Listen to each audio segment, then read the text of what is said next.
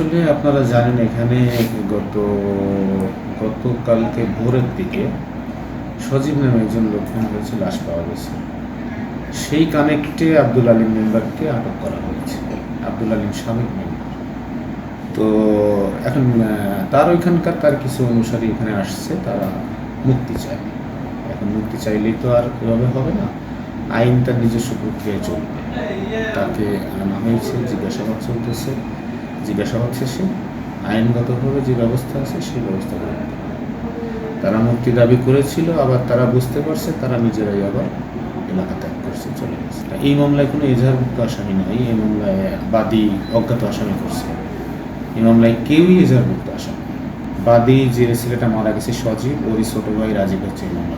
আমরা যে লাশ পেয়েছি এবং তারাও বলেছে যে রাতের বেলায় অর্ধেক রাতের পরে 1টা-1:30টার পরে কিছু লোকজন এসে একটা ঘরে ঢুকে, ওই ঘরে আলিম সজীব থাকতো, সেই ঘরের ভিতরে ঢুকে তাকে কোপায় খুন করে চলে গেছে।